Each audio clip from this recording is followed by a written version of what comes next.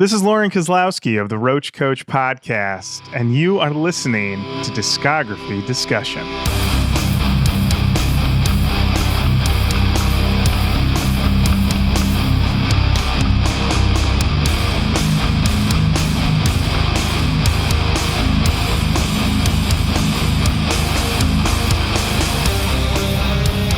You're listening to Discography Discussion, episode 228, Filter, hosted by Dan Terry. Because if I find out who I loaned it to and they didn't give it back, I'm going to kill them.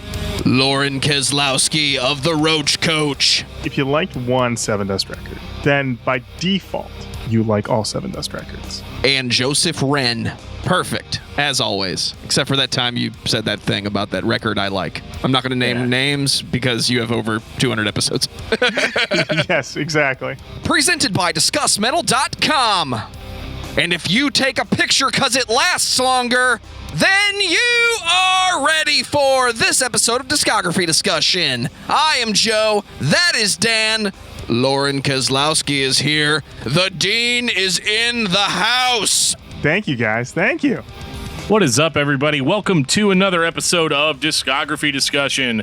My name's Dan. I'm here pretty much on every video, so, there's that. You guys don't care about me. Joe's here to co-host, and we have a very, very special guest for you tonight. We have the Dean of Nu Metal himself, Lorin Kozlowski of the Roach Koach podcast. How you doing tonight, Lorin? Doing great. Always happy to talk with you guys, and especially for talking about my beloved Filter. Always hail ready. The Dean of Nu Metal. Thank you. I don't know if the title of Dean is that royal. It is now. Well, okay, well, fair enough. We have a really fun discussion for you guys tonight.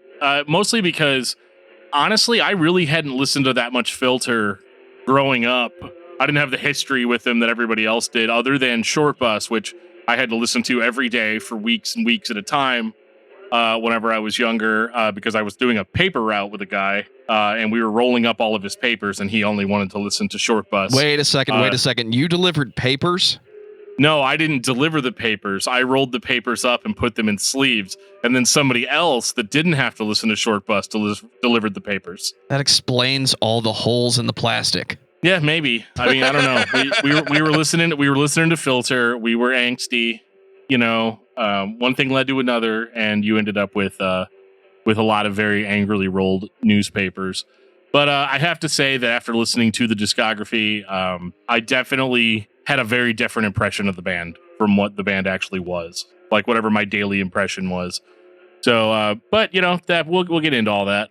I remember listening to Filter when they were on the radio because I didn't have enough money to buy the albums I wanted and the Filter records. But I do remember many times Dan calling out Filter as that band that nobody talks about. Like, that was your underground sensation before you were talking about Zayo 24/7, 366, or 365, depending on what year it is. And it was always, it's like Nine Inch Nails, but it's not Trent Reznor's Loop collection.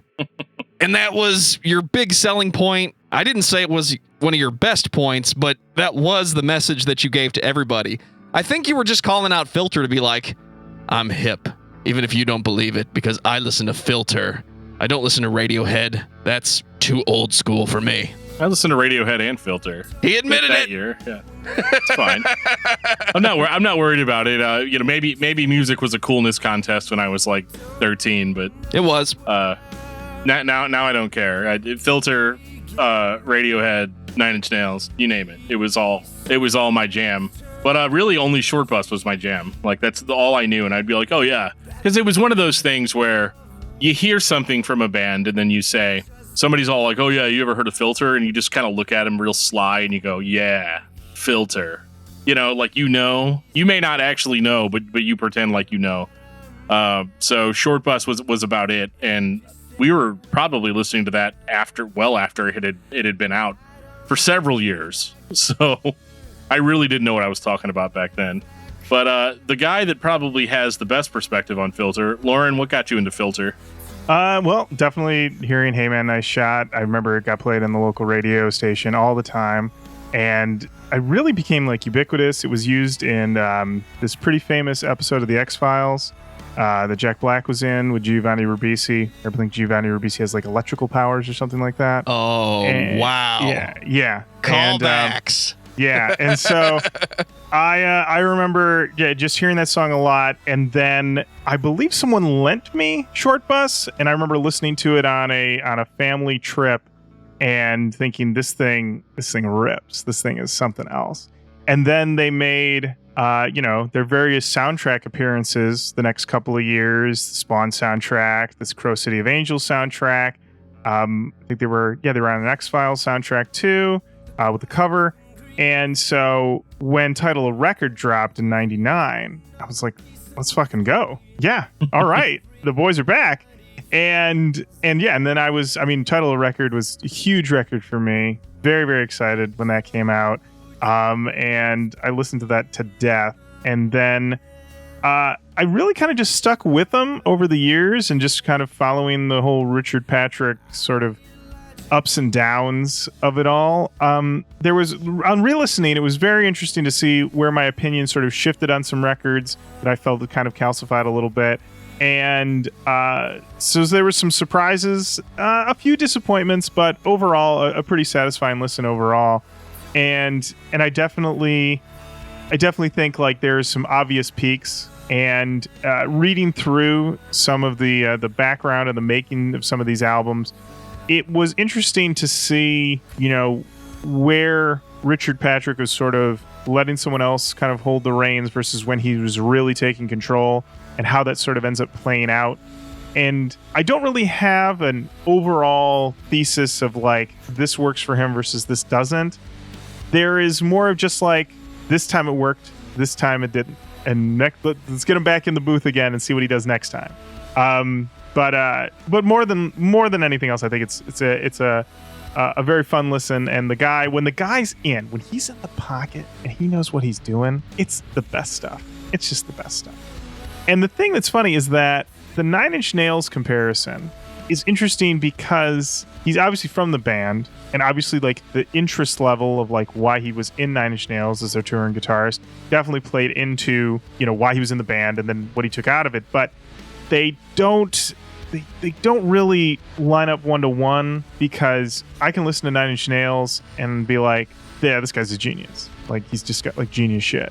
Absolutely. And I listen to Filter and I go, this guy's a very good songwriter, and he definitely has an interesting style, but he is not a genius.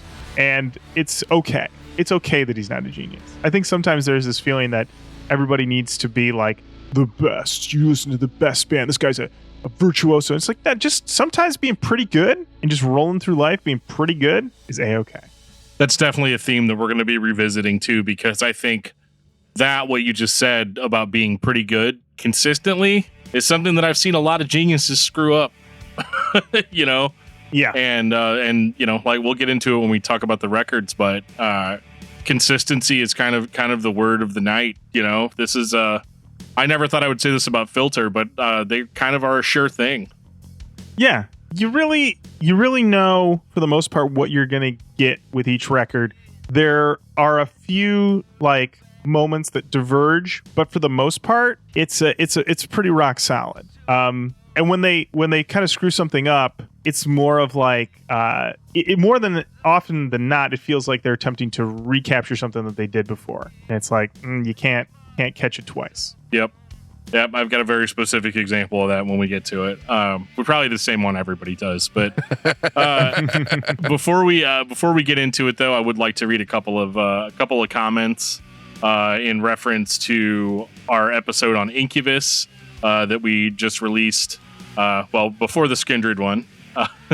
Skindred's out already, but as of the recording of this. Sorry, guys, I've been out of it for a little bit. I had COVID for a week, and I'm just slowly easing my way back into the world, so forgive me here. But in reference to the Incubus episode, Jake Latimer says, after Morning View, it was all over. Fungus is so underrated. Wholeheartedly agree. Well, I don't know, though. You can't... That's leaving out a crow left of the murder, which I think is better than Morning View. But we talked about it already. I can let it go. Lee Rydberg says, I'm down for these hot takes. I wonder if that was before or after you listened to the episode, because I don't necessarily think that we said anything that would have been all that different than the general Incubus fan base, because we're part of it, so we kind of are of the hive mind there. I mean, I had the big hot take where I said Morning View is not an album that I enjoy, but beyond that, A Crow Left to the Murder is most people's jumping off point, I've found, with a few exceptions hanging on for light grenades. But you're absolutely correct. Fungus Among Us, those songs, it's extremely underrated.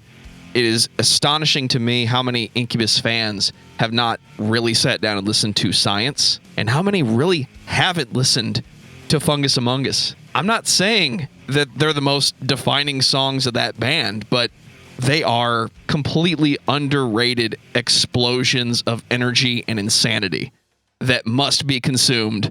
And you are fooling yourself if you think Incubus is that pretty band that wrote Drive, and that's all they are. They definitely are that, but they did some batshit things along the way. So you're saying that if you're going to listen to Science, you have to listen to all 26 minutes of Calgon? At least once, yes. Okay. Well, I did that. I don't think I'm going to do it again. You've been doing it for years. Shut the fuck up. Ryan Rose says, I think I know like 2.5 of these albums, and I only recently tried Crow Left because the song was featured on Letterkenny. Well, I mean, we all have our own reasons why we end up checking a band out. So hopefully he checks out some more. Hopefully he likes it. I don't know. As long as you like the episode, buddy, that's all I'm here for. There you go. There you go. And let's see, we had a comment on YouTube about John's episode about him. Episode hey, stupids. We were there too. Oh yeah, we were there. So in reference to episode 218, the band Him, not an episode about John. Satanic Puppy Overlord says, unironically love this band, LMAO.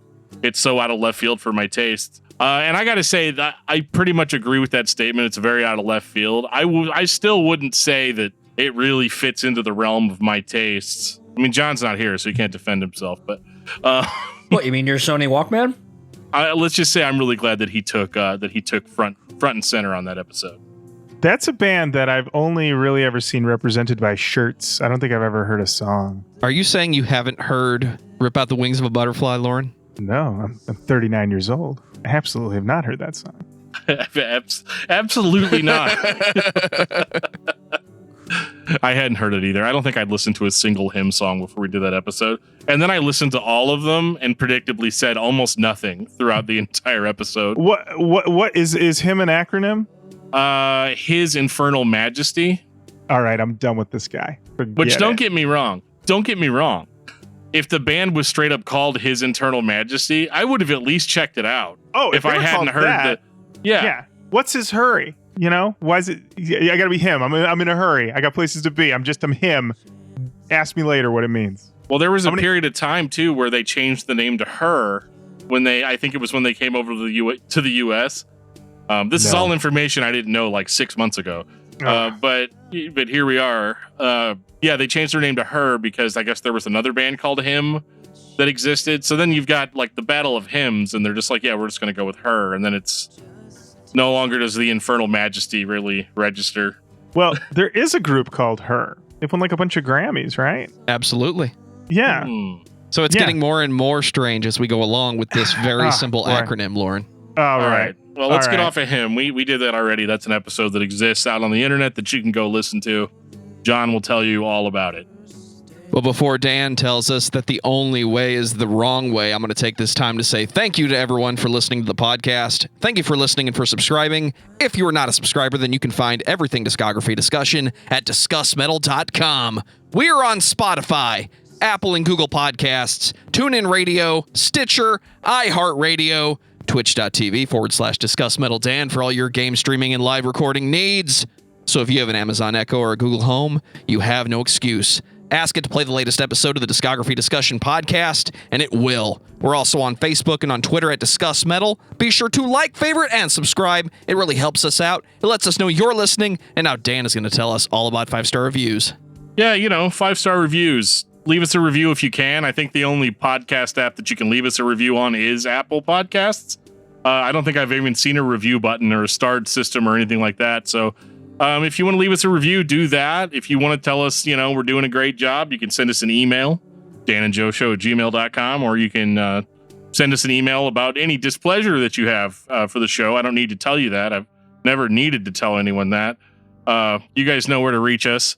And but one of the best things that you guys do for the show is share the episodes. I love getting my post deleted from Facebook groups for reposting a show that one of you guys has already posted in that group. It's just a good problem to have. So I really appreciate it. And keep them coming. Lorin, what's going on in the Roach Koach? Oh, wow. Well, so in the middle of June, we'll be celebrating another side project summer.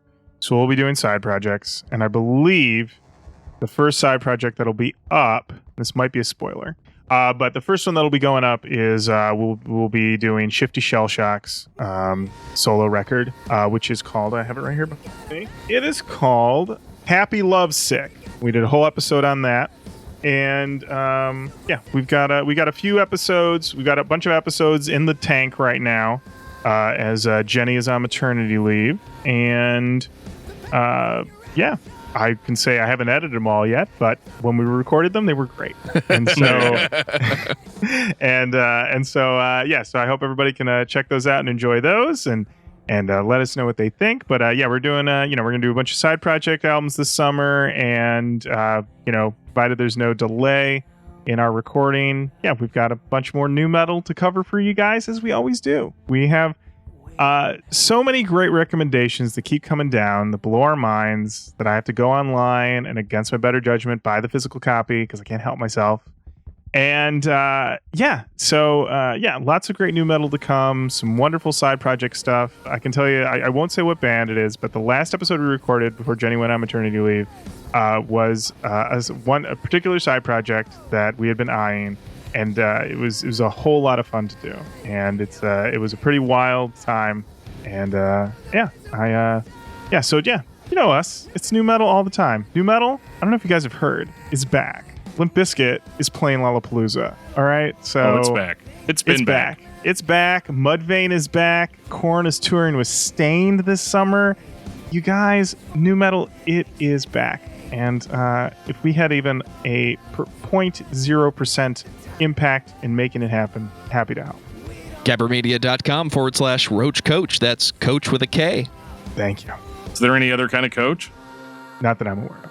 I haven't used the actual term coach for its actual meaning probably in like 2 years. So when I hear the word coach, it's Roach Koach. That's it. You can't pay for that kind of association. You can't, and we're not. So there you go. Perfect. Hey guys, this is Dan for the future, and I just want to take a minute to shout out our beloved Patreon subscribers. You guys are the best, and I want to shout you out right now. And that would include Lost Fiction, Kyle Driver, Timu Rantio. I can't ever say that one. So I'm sorry. But Timu, we love you. Thank you so much.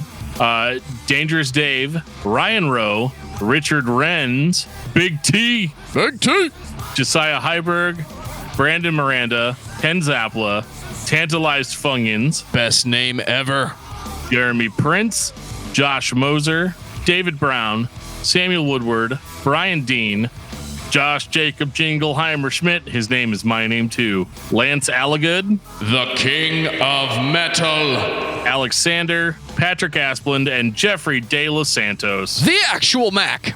Thank you guys so much for being our Patreon subscribers. We love you guys so much, and we love hanging out with you guys every month. Gentlemen, who wants to tell me about Filter? I'm going to give that over to Lorin. Oh boy. Well, Filter, Richard Patrick, Brian Lee's gang got it all started with Short Bus in 1995. And, originally Richard Patrick was the touring guitarist in Nine Inch Nails.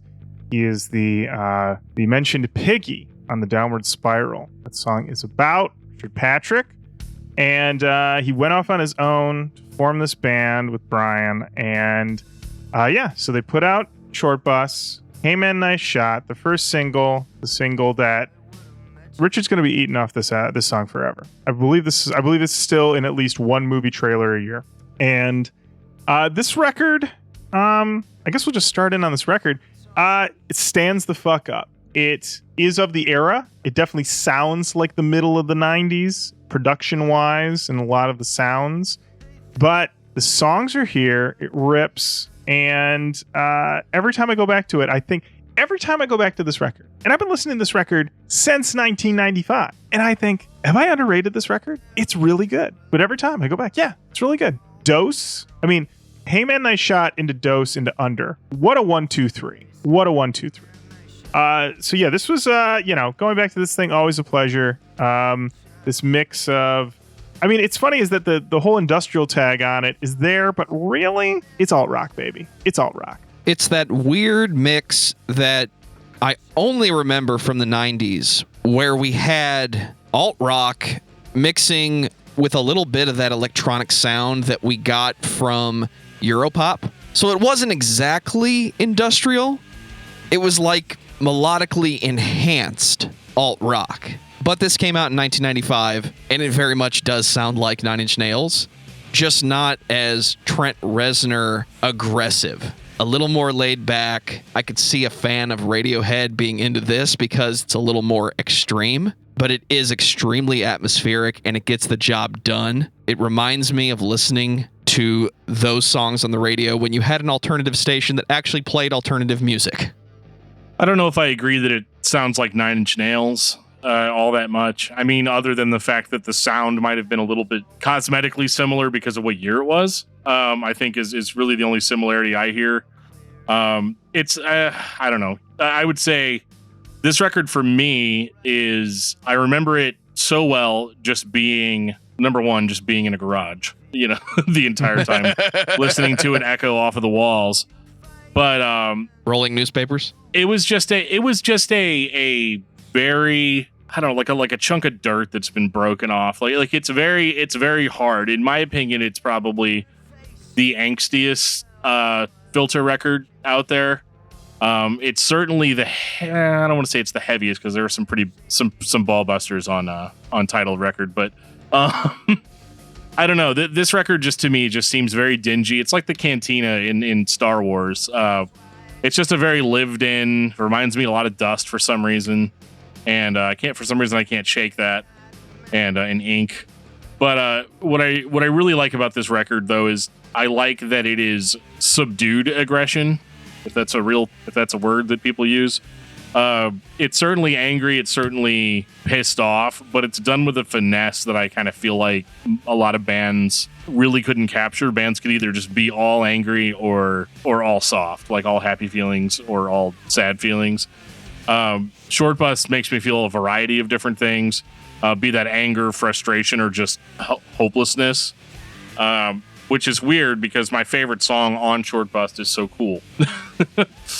Interesting. And I don't know if it's just because I had to listen to the record so many times that I was just happy once we had gotten to the end, and you might get a solid 5 to 6 minutes where the dude didn't go over and hit the play button again on the record, or get out a different record and put it in. Because this is old school, you had to, he's like, I don't want to walk all the way out to my car and get my CD case. That's what he used to always say. So we just listened to Filter the entire time. But I like So Cool because it sounds different than the rest of the record. Kind of gives a little bit of a melancholy, melodic sort of vibe. And I've consistently been into stuff like that throughout my life. I think that's why I got really, really, really into stuff like Sunny Day Real Estate and stuff, because it was very melodic, but also kind of hopeless sounding. And they definitely elicit that emotion throughout this record in multiple places. But they do it a little bit differently on So Cool, and it just stands out to me on the record.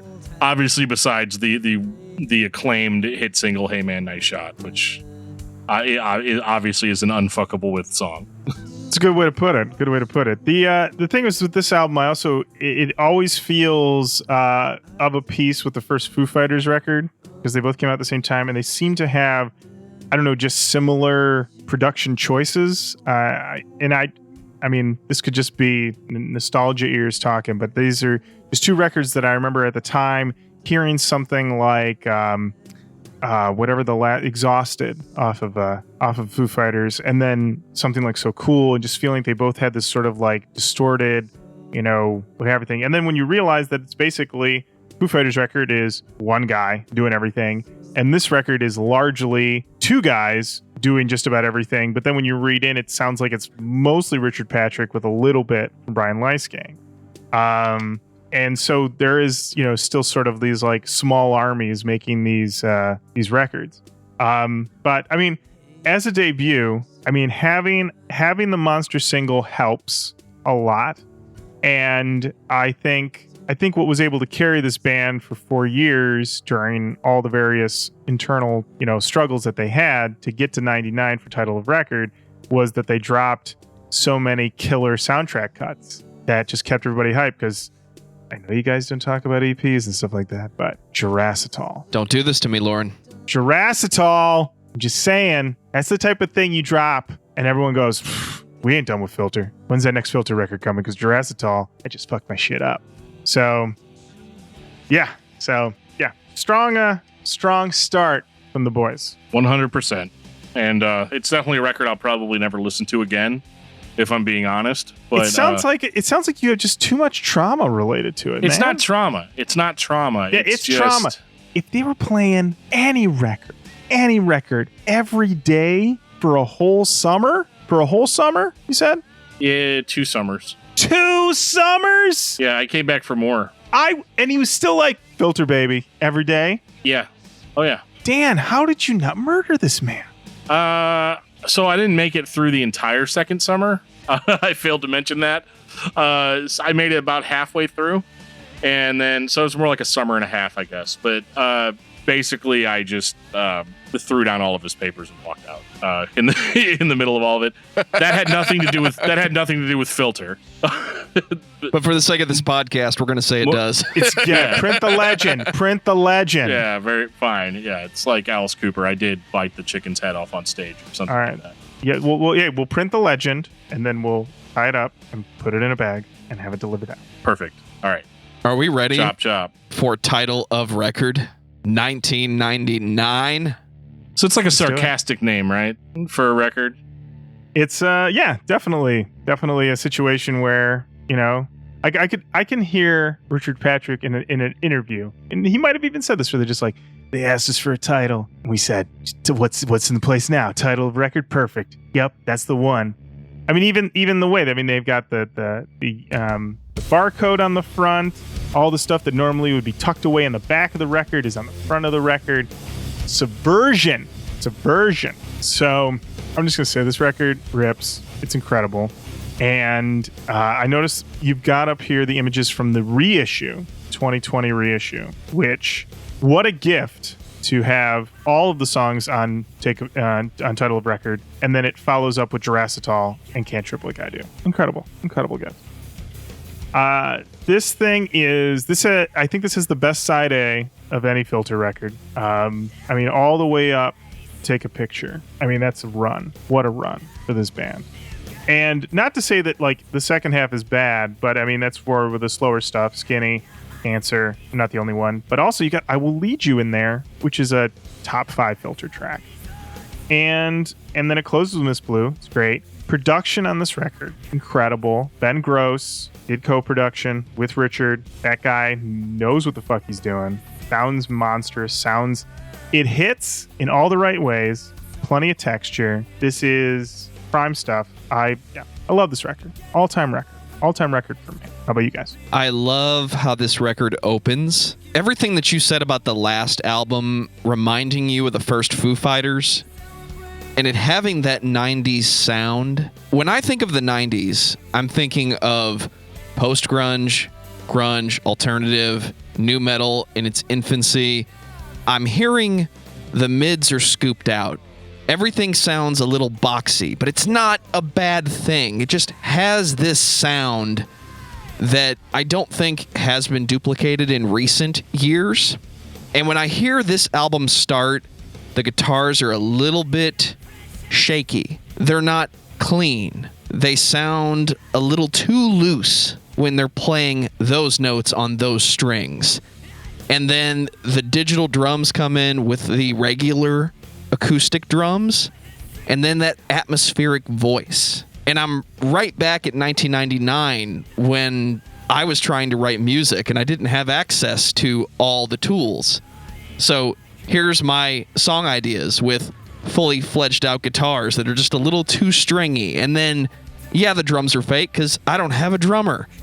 And it just, something about that combination for me just reminds me that 1999 was a completely different year for music on the radio. And I don't know a better way to go back to the 90s than this album by Filter. Because if it's not this, it's Significant Other by Limp Bizkit. We're back in the 90s. I love it. So I have a confession to make. I had not listened to this entire record ever at any point before we did this episode.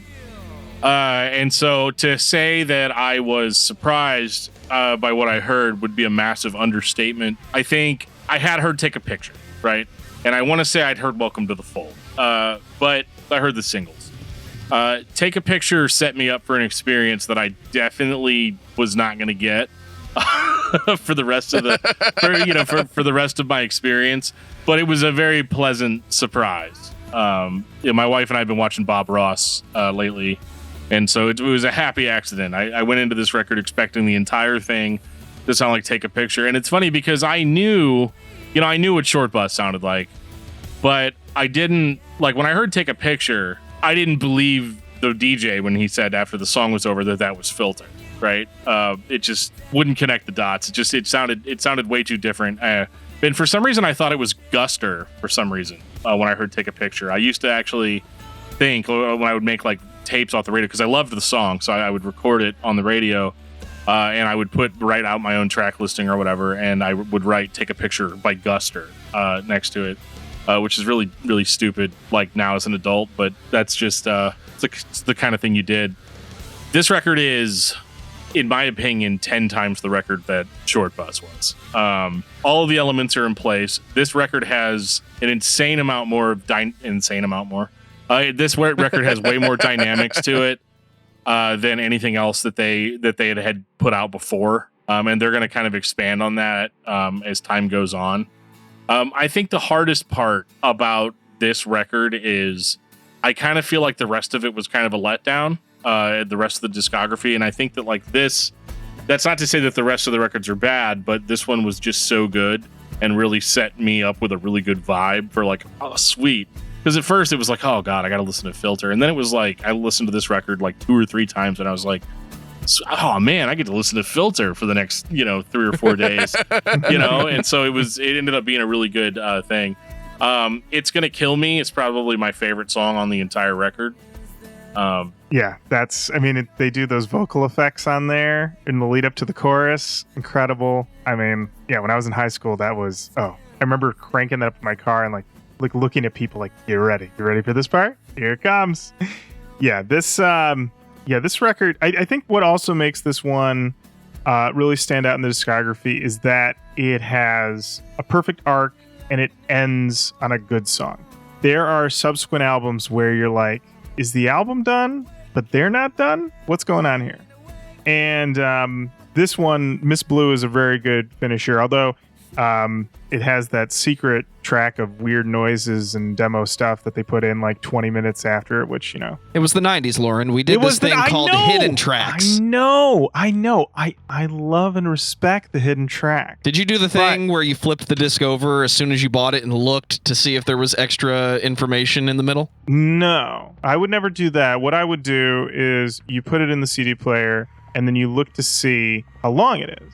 And then you hit the program button and it tells you song length. And then you click through to see how long every song is. And then when you get to that last song and it tells you that it's like 27 minutes long, you go, got it. There's something hidden in there. and then the first listen, you just wait it out. Just put it on. Somebody knocks on the door, say, now, right now, we're hunting for secret tracks. Come back later. And and then after you realize whether or not it's, in the case of Deftones Around the Fur, a beautiful gift of a bonus song, or in the case of Title of Record, just a bunch of noises and screams, and you're feeling completist about it, you'll let it play out, but most of the time you just hit stop. And what about the first time you listen to Nevermind and you hear Endless Nameless for the first time? So let me tell you, I did not know about that for months. I would get to the end and then I'd be like, gotta go. And I just hit stop and move on. Had no idea because that was like one of the first CDs I ever got. So I was at a cousin's house. I think my cousin was babysitting my sister and I. I brought my Nirvana Nevermind CD with me, put it in the CD player. We're listening to it while doing something, and it plays to the end. And then we're sitting there in silence. And then, oh boy, endless. What is this? I had no idea. That's how I found out. Blew me away. We were like, what is this? What is this? Lauren, what is this? I'm like, I don't know. The CD. There's more to it than I thought. Yeah, I used to fall asleep. That was my problem. Is I'd always fall asleep halfway through a record. I still do that. And whenever you have a hidden, it's not so bad in the age of Spotify, because I can set my phone to just like turn the music off after like however long. But yeah, no, I would just let records go, and would usually get woke up to screaming because I'd listen to them in headphones. You know, I used to have these really long this really long cord for my headphones, and I'd plug it into the stereo and I'd walk all the way like across my room and just let the cord be there, and I lay there in bed and listen. And yeah, and the weird part is that I didn't stop doing that well after I'd been woken up, like, you know, a half hour later to loud screeches or whatever. And it's largely probably why I have like nervous tics and stuff now. Like I'm just sure at any moment something's gonna jump out and scare me. It's nothing to be afraid of. It's just a secret track. It's a secret track. I mean, Incubus did it to me. You know, we mentioned Calgon earlier. It's a lot of the same stuff there. Luckily, I didn't have title of record back then, so I did not get terrorized by Filter in that respect. But yeah, title of record was just. I mean, it's probably the most perfect Filter album in my opinion, in that it displays everything that the band has in their kind of musical grab bag. They pull it all out. They show it all to you. They put it back in the bag. It's over. And they're going to use all those elements again, but I think not as in profound of a way. At least for the first 3 or so records. 2002, The Amalgamate. Oh, wow. Well, let me tell you, I was all ready to go. I was like, when's the new Filter record coming out? And then their buzz was, it's coming this summer 2002. You know, the country's still in recovery, recovering from 9/11. And I said, give me that new Filter record. Let's go. And I'm hearing the buzz about it. And they're doing interviews. They're talking about this tour they're going to do, where you can enter the venue through the backstage and hang out with the band, eat pizza with the band. Like, this is gonna be the summer of Filter. I'm waiting. Filter does a live performance of My Long Walk to Jail on, I believe, Conan. Tuned in for that. Look at these guys. They're looking as good as ever. Still rocking that all leather thing. Pick the record up, and then I think within a week they've canceled the tour.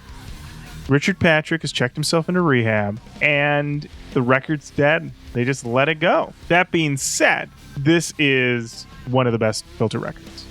The thing is that it runs into the thing of it is trying to do title of record again. We got the same producer, Ben Gross is back.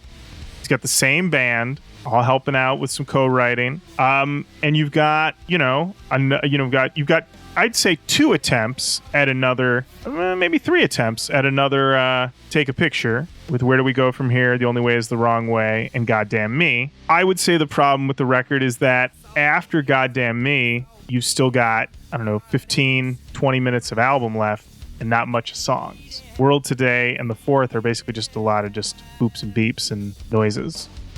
That being said, though, tracks 1 through 9, rock solid. Some great ones in there. But at the same time, you can hear like You Walk Away, American Cliché, but you don't want to take it for granted. But at the same time, that is like Filter, like textbook Filter. We've heard them do these tricks before. They're good tricks, but we've heard them do those tricks before. Now, The Only Way is the Wrong Way. I think that's like Super Stellar, one of their best tracks, and Goddamn Me is also one of their best tracks. But it is one of those things where, in a properly promoted situation, this might have taken them over the top or kept them on the top. But as Richard Patrick has said, if he hadn't checked into rehab, he would have died. So you got to do what you got to do. So yeah. So I think this one is. I will give it a solid, real good, but not great. I think if they had harvested the singles out of this more. Like I said, yeah, he's in rehab, so they can't do any of that, right? And it's kind of a bummer too. And I don't know how involved their record label was in the actual like composition. I mean, all I can say is it's 2002, so they probably were pretty involved. Just because that's with a band at this level. We need you guys to write another "Hey Man, Nice Shot." Yeah, so I mean, you hear. Well, no, that I think they were. No, you need to write another "Take a Picture," and so they did that a few times. And I feel like those singles could have taken them over the top, because I remember "Where Do We Go From Here" being huge. I don't remember if that was the first single. Yeah, it was the first single. But yeah, because it's certainly the most popular. It's certainly the most popular song on the record. But oh my God, listening to this again all the way through for the first time just several days ago, the transition from "Where Do We Go From Here" to "Column is ridiculous in a good way. This was such a almost like a middle finger to if they were maybe forced to write more songs in the style of "Take a Picture," and to put a song like "Column" right after "Where Do We Go From Here." Well, now we know where we go. We go ultra heavy in a way that I didn't think Filter had in them. And they're going to do this again a couple more times, even on later albums where I really wasn't expecting it. And so this is the filter that I really kind of latched onto as we go through this discography, where I was like, okay, so this dude gets it. Like as far as having very extreme dynamics between song to song, but he's also a really, really good songwriter. And so all of these elements combine into a record that isn't exactly the master stroke the title of record was. But because it was written in the same mindset, it was written in the same, I guess drug-addled mindset, I guess would have been the mindset that they were in. I don't know. I don't have a lot to say, and I'm trying to stretch it out a little bit. But this record is, I think Lorin said it best. It's not as good as title of record, but still really good. The thing that's interesting for me about this record was when I was reading the reviews, all the reviews were like, the rocking songs are fine, but we can get those anywhere. But songs like "The Only Way Is the Wrong Way" and "Goddamn Me," that feels very much just this band. Only they can merge those two sounds, and that's them at their best. And it doesn't feel like, and we'll get into it as we go through the rest of the discography, but I don't really think they ever really duplicated those heights ever again. I think they have some nice songs on some later records, but it feels like in that moment with that band was when they could achieve "Take a Picture," "The Only Way Is the Wrong Way," these sort of perfect like rock pop mixes that don't feel too light, don't feel too heavy. They're just right there in the middle. And, they could, if they gave us a whole record of those, wow, that'd be amazing. But I think there's still this sense that he needs to do these other rockin' things, which is fine. You got to follow your muse. Wherever it takes you. This is also, I think, the beginning of the political-minded stuff that we're going to get from Richard Patrick. Have you guys ever seen Filter live? I have not. So Filter Live is an interesting situation because it's a little like if someone said, hey, there's this band, they rip. You gotta go see them. There's just a catch. The catch is the lead singer's your dad. That's it. But otherwise, they rip. I can't tell you. These guys rip. But your dad is the lead singer. Just want to stretch that real quick. All right, let's head on down. And so you go to see Filter. Why do I feel like I'm going to have this conversation with Dan's kids at some point? Yeah, you are. One day, you are. Listen, you guys see this band, but lead singer, you're gonna recognize him. Literally, I've seen Filter twice, and both times I saw him on the Army or Anthems of the Damned tour and the Crazy Eyes tour. And the in-between banter is strained and a little awkward. And if you want to experience a little bit of this sort of try-hard awkwardness, look up any YouTube interviews with Richard Patrick. I think there's a few on like Loudwire that will hit you with an incredible amount of cringe. Ooh. And not in like a, he's not saying anything bad. He has that embarrassing dad energy. And I remember when I saw him in 08, He's playing to a not very full room. I was enthusiastically there. I was like, Filter's here. This is exciting. And I remember they would intro songs and like at the intro take a picture and they were like, oh, I guess like girls like this one. I was just like, own the music. You wrote the song. Yeah. Don't hide from your song. But then when I saw him on the Crazy Eyes tour, we're in the midst of the Trump era. And so every between song statement was very politically charged, talking about all these things and don't let those motherfuckers get to you. And I could feel the whole audience being like, is he going to play another song? How much of this do we got to go through? Because I could feel half the audience was like, what are you saying about my guy? And the other half of the audience going, I agree with you, but now is not the time. Right. Now is not the time. I'm here for some deep cuts. Hey. This is too deep of a cut. Richard. Hey man. Nice shot. Can we play that now, please? Just play it. Just play it. Yeah. So also opener on the Crazy Eyes tour, Orgy, who had clearly done a lot of cocaine right before coming out because nobody wipes their nose that much during a 20-minute set. But yeah. So this album has Columbine, which is a song about Columbine. My Long Walk to Jail has that. American Cliché has like political meanings to it, and then it ends with The World Today in the Forest, so that you have this sort of, politically minded things coming in. But we're gonna hit it harder with the next one.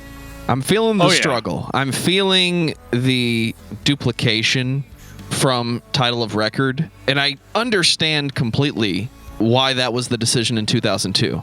The songs are not bad. They just don't hit the same way. I can hear somebody misguided trying to reach for the same feeling again, the same impact as everything that's been played up to this point. And not knowing about the rehab, I just thought this was, let's make that album again. Let's go for it a second time. Then 2008, Anthems for the Damned. Indeed. Quite the break between records. Not as much as some bands, Tool or Zao. But this is where I thought, like, okay, I just got done listening to the three classic Filter records, right? And then there's all this other stuff that I don't know about. This has got to be where they're going to start to suck, right? Like, it's got to be. Yeah. Yeah. I was pleasantly surprised that this did not suck. I don't think it's as good as, like, again, I don't think anything's as good as title of record, but it was consistently filtery enough for me to be all like, yeah, this is actually a pretty decent comeback record. This record was interesting for me because I remember at the time, I think I was doing a podcast with a buddy of mine, very fledgling, like 2-listener situation. And I remember when this record came out, was hotly anticipating it. I'd been following everything. I was just holding up my Army of Anyone CD. So, I was still on the Richard Patrick train, anything that my man was doing. So it's like, okay, Filter's back, but it's the band's gone. All the guys, Gino Leonardo, all those dudes, they're off. They're gone.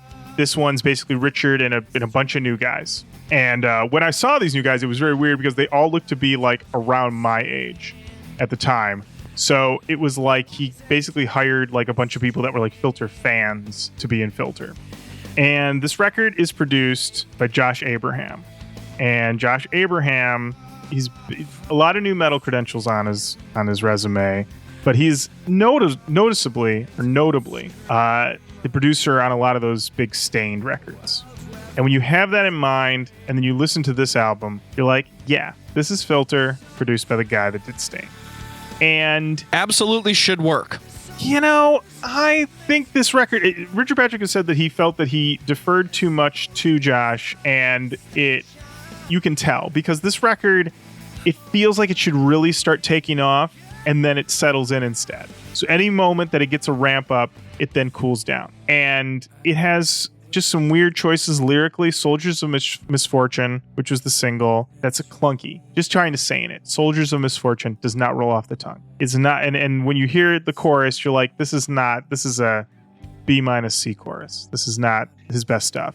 But then when you go through it, when you have songs like What's Next, and The Wake, and The Take, and In Dreams, that shit's killer. But The Take is incredible. Take is great. In Dreams is a Wes Borland co-write, coming from, I think it was a leftover bit of song from when they did the Underworld soundtrack. Is the what was that band called? The Drowning Well, something like that. I don't remember. Yeah, something like that. But it was the super group, and so you've got some Wes on here. You have all these touches, but it's just a little muted. Only You, another soft one in that realm, but it has the Josh Abraham smear on it. So this whole album, it's funny. It looks kind of cloudy on the album cover with the desert and everything, and it's kind of how it sounds. It's through a sheen. It's not a bad listen, but like there's some Vaseline on the lens or something. A little bit. It definitely you're getting it. And the thing is, I think so. Yeah, if you go through the rest of these records, Josh, he doesn't let anybody. Richard Paget doesn't let anybody sort of get in the way of his sound anymore. And I think the sound on every subsequent record is way brighter. I think this is the dimmest sounding of the Filter records. I was surprised to hear it sound the way it does in 2008. I say this a lot when we discover these records that we didn't listen to back in the day because it wasn't on our radar. It wasn't the popular thing. It wasn't metalcore, so Dan definitely wasn't seeking it out. But then I hear something that sounds like 1999 again. I'm always shocked to find how much of that does exist, and I'm excited because it reminds me that band you liked really never stopped making music. It's a lesson that the radio just stopped paying attention because we can play Hey Man, Nice Shot again. But there's absolutely nothing wrong with this record. Not as good as the previous by any means, but it has the riffs. It sounds like Filter. What more could you want, Lorin? I mean, the funny thing is when it came out, I was so ready that I remember telling somebody this is the best thing they've ever done. I love it. And then I sat with it for like a month, and this is back, prime CD era still for me. So I listened, I was giving it way more listens than I think I give things now. And I was like, oh yeah, I've got some issues with this one. But I remember this one came out also around the same time as Slipknot, All Hope Is Gone, which I remember the first time I heard it, I was like, they did it again. And then I listened to it a bunch more, and I was like, they didn't do it again. This is not one of their best ones. So yeah, this one I think we'll get through it, but I think this might be my least favorite Filter record. But we'll see. We'll keep going. Well, yeah, and if that's the worst, I mean, right? Did pretty good, Mm-hmm. Yeah. Mm-hmm. If your worst sounding record is a perfectly listenable experience, just maybe not as good as what you had before. Yeah. I mean, we've definitely talked about a lot worse. Looking at you, Mushroom Head. Oh shit. Oh boy. They haven't dragged Mushroom Head through the mud recently, so it sounds to Joe like we're ready for The Trouble with Angels 2010. Well. Here we are. This is way better than the last record, in my opinion. I mean, the riffs actually cut through the mix on this one and actually sound punchy.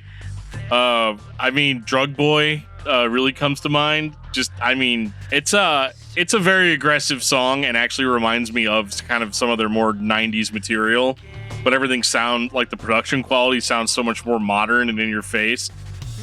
This is where, like, the point in the night when I was listening, doing this home stretch, the last few Filter records, I was like, oh, guys, please don't put me to sleep. Please don't put me to sleep. And I found that this record, while still having its melodic moments, definitely kept everything a lot harder, consistently harder, than really the last couple of records have, which would always kind of go for a more melodic approach.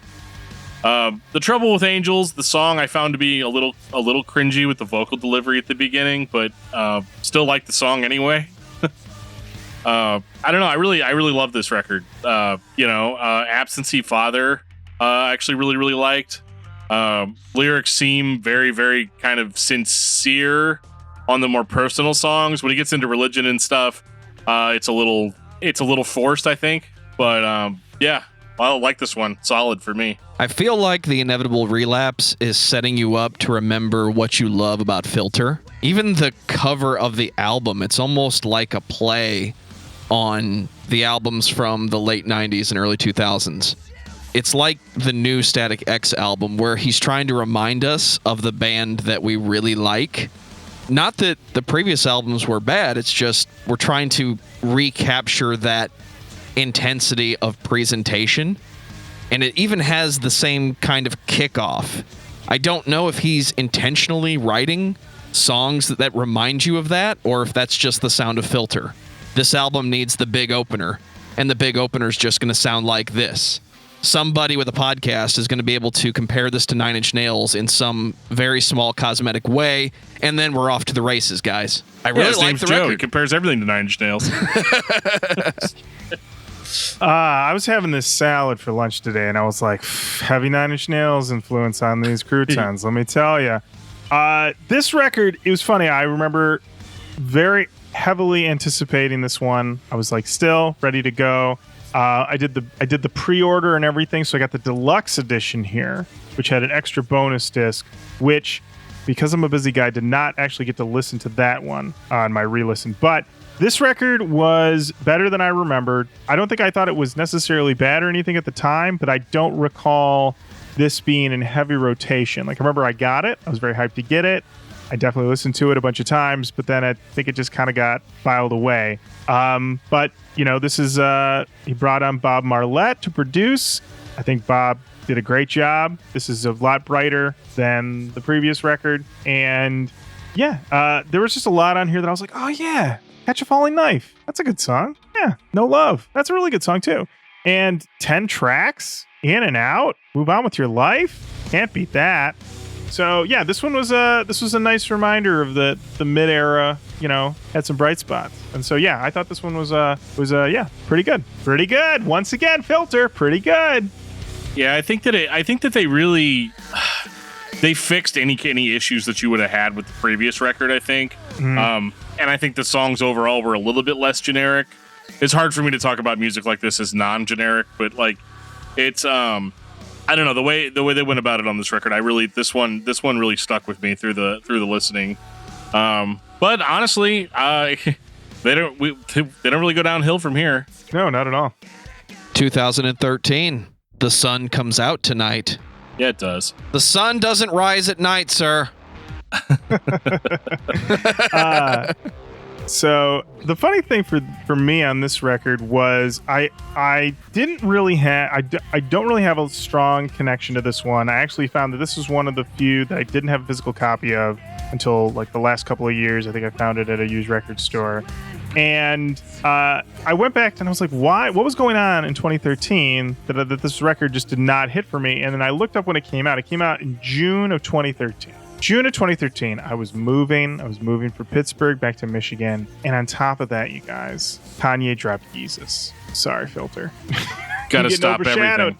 You're getting overshadowed, baby. It's just how it goes. And so this one was, I'd say the record I was least familiar with. I knew I'd listened to it at least a couple times. And it's got some really good ones on it that like fit in that perfect Filter wheelhouse. We Hate It When You Get What You Want. Surprise, once again, trying to play onto that take a picture vibe. You know, at the same time though, this one, it's rock solid, but it does feel maybe like a little generic, like it could be about anything or nothing at all. So I had a good time with it. I think it's rock solid, but I'd say like it's mid-range for the band. It definitely has that generic feel that was happening in 2013. You nailed it on the head. The songs could be about anything. The first time I listened to this album, I got flashbacks to my darkest days being on the radio. Like, the songs are clearly written about one thing, but they don't really commit to any of it. They just make it as generic as possible. Then you find out that band was heavily influenced and produced by Chad Kroeger, so it all makes sense.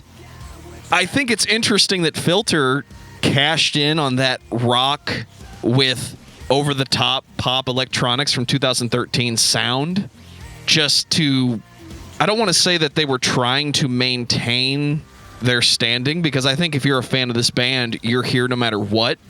But you're right, it's 2013. There were other albums that were coming out, and I think this one easily got overshadowed.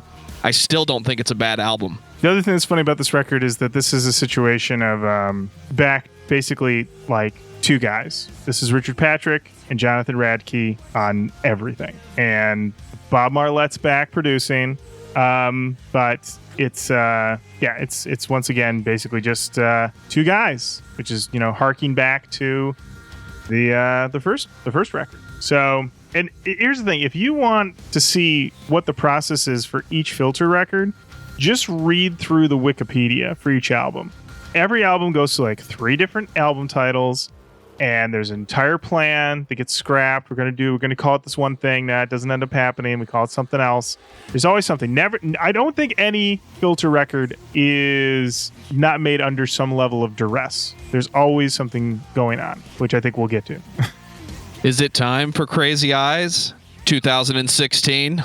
Let's talk about it. I've got my reasons, Lorin. Let me tell you, this record, once again, I was like, let's do it. Filter, you're back. Let's go. This was highly anticipated. I believe this came out the same day as Gore by Deftones. And at the time, I was like, Filter fucking did it. They really did it with this record. They're back in a way I never anticipated. And I thought it was a better record than Gore. I think I'd still like it better than Gore, but on my re-listen, I felt the this is just a very political record. They said the tour was an incredibly political tour, and I would say that you get weighed down by it, and you're like, I get it, I agree with you, I get it, let's take a break. And so it can be a little bit of by the time you get to Your Bullets, track 10, I'm like, I get it. I've been preached to. You're preaching to the choir. I got it. I'm all set. But I think, there's some really solid tracks on here. I think Nothing in My Hands is a top 10 Filter song. But at the same time, something like Welcome to the Suck is like a bottom tier Filter song. Like, just no thanks. It's just a slow one. And yeah, this one's fine. This is, I believe, sales wise, I think one of the least successful Filter records. I think it has like the lowest chart debut. And I definitely, on my re-listens, if somebody was like, okay, I've heard title of record, I've heard Short Bus, I've heard the Amalgama, where next?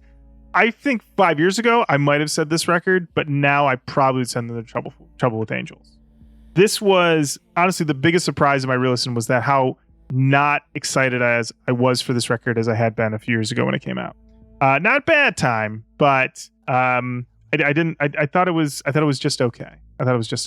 So, what about you guys? Well, despite me not being able to look at the cover without puking, there's just something really odd about that I can't quite put my finger on, and I don't really want to. Yeah, but it didn't stop me from listening. Welcome to the Suck. Yeah, not great. But I don't know. I thought this record was kind of really in line with the last record. I feel like kind of at this point, other than it being an outrageously preachy record, and like I don't really even like, I don't know. It's frustrating for me, kind of like Lorin said, like whether I agree with you or not, I don't need you to repeat it over and over and over to me. And for a while that's fine. If you want to do it at a live show, I'm probably not going to go see the band live, so I don't really care. But this record was a little too in your face for me. But musically, I think that it was a bit of a step up from the last record. But honestly, by this point in the discography, I think they're just kind of doing the same things over and over and over again. I like that it's more upbeat. There's not as much like slow, like I don't know, acousticy, Mm-hmm. Yeah. What I used to call like, I don't want to say like college rock, but just the kind of stuff that you listen to at a party in 2001. Mm-hmm. They're the best at that style, honestly. But I don't know. I appreciated this record being solidly crunchy, but the lyrics really more or less turned me off, and that's even with me not like disagreeing with them. Yeah. It makes its point. It makes its point again. It keeps making its point, and you're like, I'm all set, man. I'm all set. I agree with you. Can we anything else? The topic, any other topic? Could have made possible. A Twitter post, man. Yeah. Could have summed all this up to a Twitter post. Yeah. Joe, what'd you think of this one? At the risk of comparing it to Nine Inch Nails, I feel like the band is grasping on to that political message, and then they're trying to make something that is mentally disturbing so that you'll listen to what they have to say. It's in many ways the most old school sounding Filter album. But then there's that message. There's that reason that the album exists. I'm having flashbacks to Ministry. Yeah. No matter how much you need me to hear your opinion on this topic, this is one time I agree with Jeff. Hey, I y'all. don't want politics in my music. I just want to listen to my music. On the other hand, dude wanted to write about this. This is what inspires him. Go for it. I just might not listen to it a second time because I don't need this message driven down my throat again. I think the other thing is that once again, it has big preachy dad energy. You know what I mean? Because I can listen. There's a lot of people I can listen to who their music is entirely. There are 3 Rage Against the Machine records that I have no problem listening to that are way preachy, but whatever, it doesn't matter. But it just has this dad energy that gets just you're all set. And so this is the last Filter record to date currently. They have been attempting to put a record out for the last, 3 years. What's it going to be called, Lorin? Well, so initially it was going to be called Rebus as a sort of sequel to Short Bus, because it was originally going to be a reunion record of Richard Patrick and Brian Lacegang. They had gone together to see a Veruca Salt show, the 90s baby. And at the Veruca Salt show, I believe Louise Post, Veruca Salt, knew they were there. And of course, all these 90s bands, they all know each other. They're all touring together, high-fiving in the green room. And Louise Post called them out from the stage and said, you guys gotta put these, whatever issues you got behind you, get back in the studio, make a Filter records with the people. And they said, you're right, let's do it. And so they said they were going to get back in, and they put a big thing together on Pledge Music. And anybody who follows Pledge Music knows that that turned out to be something of a pyramid scheme. It all fell apart. And I donated to it, and I didn't get my $40 back.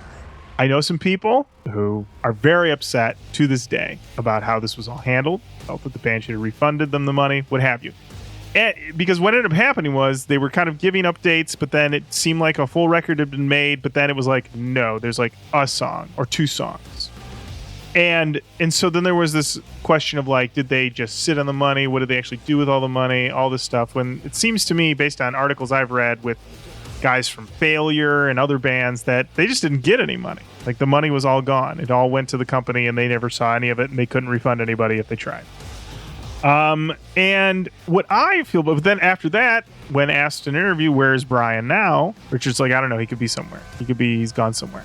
And if I had to guess, the reason that there aren't going to be any or so few songs on whatever this new Filter record ends up being from this re-collaboration between the two guys is I have a feeling that once they got back in there together, the reasons why they weren't together in a band propped up again. And Richard Patrick was like, Richard Patrick's been the main guy for what, 25 years? 20 years? He is Filter. Yeah. He's Filter. So the idea of him, conceding anything to somebody else seems kind of unlikely at this point.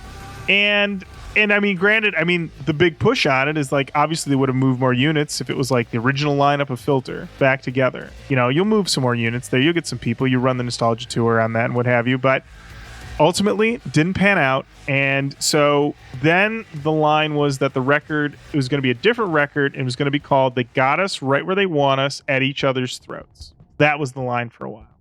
Then that got punted, and now the word on the street is that the album's going to be called Murica, which is the worst title they could have picked. And they've released a single for it, which is called, let me find it. I think it's called Thoughts and Prayers. There's 4 songs listed as possible tracks for this album. Murica, Thoughts and Prayers, Command Z, High as a Motherfucker, and Come Take My Guns. This has a strong possibility of being the worst Filter record. And it reads like a troll. It does. And the one single that they put out, which is just, I think it might have come out like right before Election Day, but it's all about Trump and it's just terrible. And it's honestly one of the worst Filter songs I've ever heard. And so the fact that they haven't followed that up with a release of any kind, you could put that up to Pandemic, but I mean, maybe they read the room and realized this was not the way to go. So I don't know. We'll see. But all signs right now point to that he's decided to double down on all the political stuff from Crazy Eyes and really go all in, which could be a tough go. And how was that not all in already on Crazy Eyes? It's just, that's the frustrating. I think Joe brought up Ministry, where we pretty much sat there for a half hour and had the same conversation where it's like, dude, do a different thing now. Like, let that little kid with a stick poking, come on, do something, and I think, you're going to put out a record called America in 2021 or 2022, and you're kind of late to the party on that. So I think the best thing the dude could do at this point is just scrap all of it and be all like, I'm just going to sit down and think about why I started making music. Kind of get in that mindset again, and not so much how do I tie this into my personal beliefs? It's the Christian rock dilemma too. Well, there was a critic I saw on Twitter who, in the middle of, I don't even say in the middle, I want to say in the early days of the pandemic, when everybody was pushing records back and that were already set to come out, and they were pushing them back like a month or a week, what have you. And I remember him saying, there are going to be bands that are going to be trying to push stuff back and not release stuff or push it to next year. Like, those bands are going to be left in the dust, because more than likely their music is like set for like right now and never any further. And they're just going to have to eat it. And there are going to be bands who are going to thrive in this moment and put out records that are going to define the year. And I think that largely did play out, because I definitely think there were some records that came out. I mean, I love the 1975, but like their record, they pushed that thing back by like 2 months.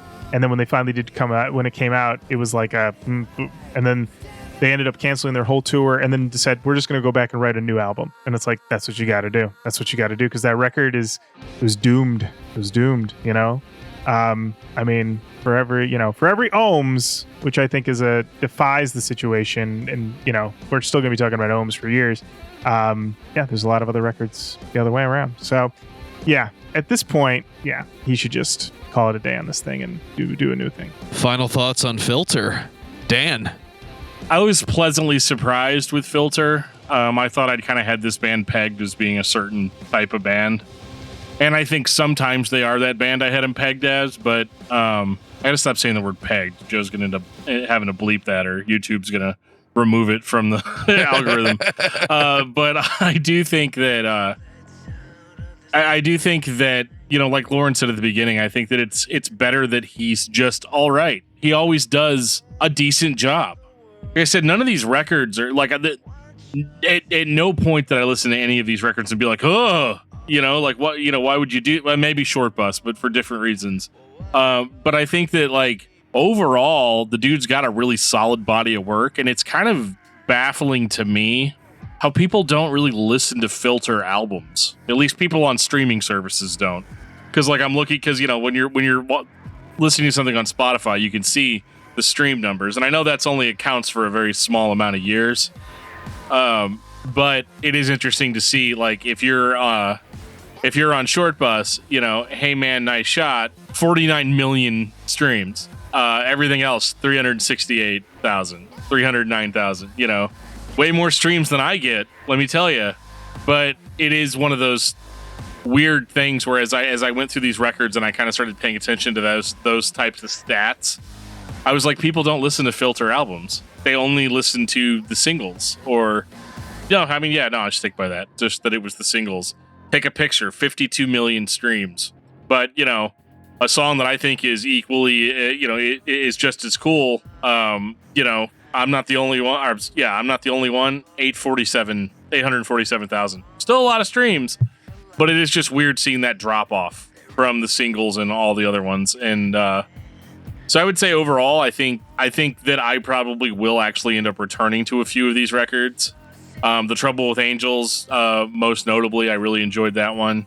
Title of Record, which was kind of a new discovery for me. I'm the guy in 2021 that's like, have you guys ever heard this record called Title of Record by Filter? It's really incredible. You guys should check it out.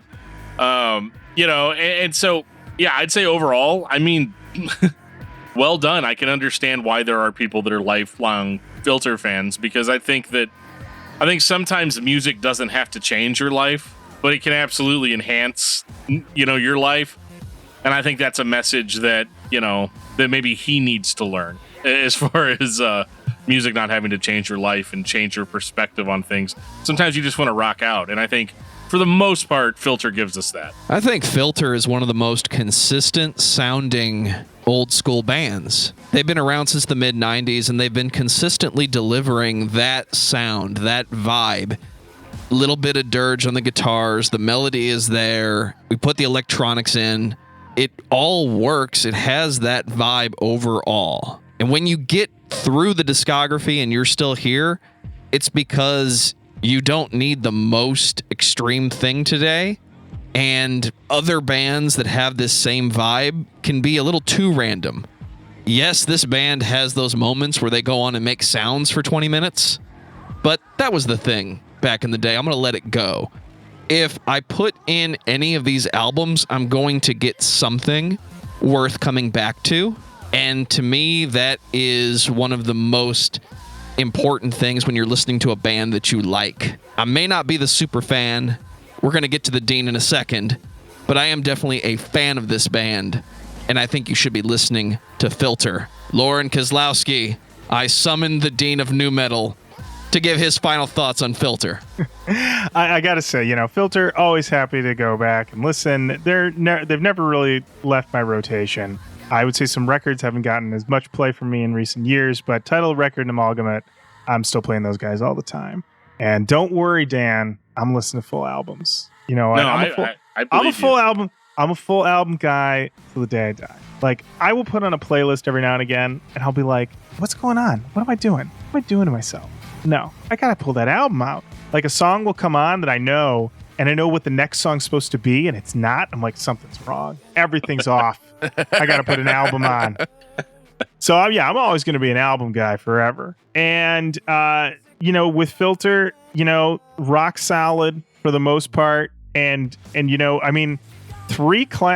my opinion, 3 classics in a row with Short Bus, Title Record, Amalgamate. And it's one of those things, like, only when I'm like having to like really nitpick it, that I get down to like, hey, the last couple songs on Amalgamate kind of fall apart a little bit. And, Welcome to the Suck, not so great, what have you. But like you said, this was a pleasure. When you called me, you said, Lorin, I'm going to need you to listen to every Filter record. I said, done and done. Let's go. Pick a date. You want to go right now? Yeah, let's go. Let's go right now. And you're like, I can't do it right now. I got COVID, but in a couple weeks. I'm like, okay, great, no problem. Yeah, recover. Don't die. And here we are. And so this is, always a pleasure with Filter. Always fun. And I think I don't know if we were recording when we were talking about it. It's like Richard Patrick, not a genius. He's just does a great job. Just does a really good job. And you can't say that for everybody, Now, if the next record's a total stinker, just kind of throw everything off what we're saying right now. But right now, with the collected discography that you can fit, at least in my hand, you can't go wrong. You can't go wrong. Lorin, what's your album of the week? Ooh, I knew you were going to ask me this. And I was like, oh boy, what am I going to say? Because I've been... I've got these 7 Filter albums in my hand, and I can't decide. I would say I'm gonna be super obvious here, and my album of the week is For Lovers by Death from Above, 1979. Their new record came out in end of March, beginning of April, I want to say, and it's another great one from the boys. Those guys are ripping it up as always, adding a little more electronic textures on this record, a few more soft boys. But I love it, and they're great. They're one of the best bands of all time. A gift that we got this record. Another record. This record was done in 2020, and they said we're gonna wait for 2021. This thing, timeless. I love it. So, Death from Above. That's my pick. Dan, what about you? Well, I promise you are not going to be as generically you as I'm going to be generically me, but I'm going to have to go with The Crimson Corridor by Zao. There it is. I mean, another 2021 release. I think they avoided kind of some of those issues in that they've had this thing in the tank forever. I remember talking to Jeff, because I had Jeff on Discuss Metal like back in early 2021, and he was like, oh yeah, the new album's completely done. He's like, it's been done. He's like, we're just going through the artwork and we're, seeing how these reissues go. We're seeing how all this stuff goes. He's like, but it's completely done. And I'm like, just release it. And he's like, no. We got to release it at the right time.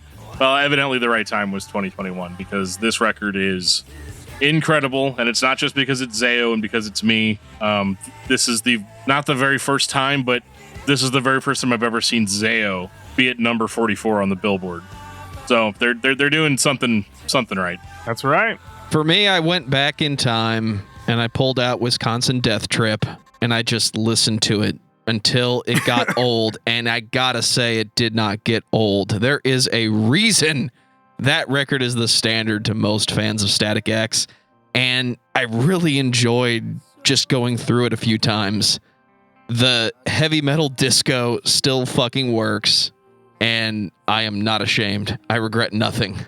It didn't get old for you, you say. Well, do you want to help me work on some newspapers starting around June? And it's okay. I've already got a copy of Wisconsin Death Trip, so we can just put it on and only listen to that. If you need help putting papers together, Dan, I'll be there for you. All right. Sounds good. It'll be a lot better than what I was going to do and say, does anybody want to hang out and talk about the movie Short Bus? No. Thank God. That's no, a deep no. cut. That's a deep cut right God. there.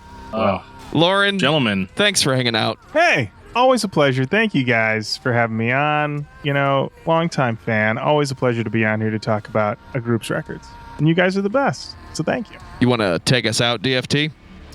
I will take us out to the ball game whenever that's allowed. I don't know if ball games are happening or no. The Cardinals are playing. They're back. Anyway, sorry. Yeah, they're back. Okay, we're good.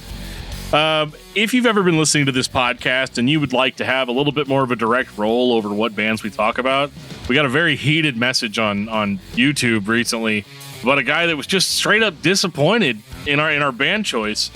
And I can certainly understand that, but there are a few ways that you can sort of influence what goes on with this show, and you can reach out to us through a variety of different avenues. You can reach out to us on Facebook at facebook.com/discography discussion. You can follow us on Twitter at discussmetal. You can find us on Instagram at discussmetal. You can send us an email at danandjoeshow@gmail.com. We have a Discord server. There'll be a link in the show notes for this episode that'll take you to our Discord server. And that's where we discuss the bands. We're talking about what bands we're going to talk about on the show, what other listeners' favorite bands are. The Discord server is kind of the place to be. If you like the show and like to support us on Patreon, you can certainly do that as well. There'll be a link to Patreon here. And we've actually just recently started doing monthly Patreon subscriber hangouts, which have been a lot of fun. It's a lot of fun being able to sit down with you guys, get your recommendations, your thoughts. And if you love the show or you have grievances with the show or anything, I just like how open everybody has been about all that stuff. So it's really cool just getting able to hang out with people one-on-one. But yeah. So we've got it all. We've got merch. We'll have a link to our Teespring store that'll take you to all of our lovely merch that has our logo all over it. All kinds of items, coffee cups, cell phone cases, comfy socks, a comfy hoodie, which you're probably not going to need in the summer. So go ahead and go with that short sleeve. And on that note, this has been episode 228 of Discography Discussion. Thank you for listening. You can like us on Facebook and follow us on Twitter at discussmetal. Subscribe to our podcast everywhere you listen to podcasts, including Google Play, Apple Podcasts, and Stitcher. Visit discussmetal.com for all things discography discussion, and please send questions and comments to danandjoeshow@gmail.com. If you are not a patron, you can become one at patreon.com/discussmetal. We have some sweet perks. Hey, Joe, can I have some money? $1 a month gets you into that exclusive album review feed.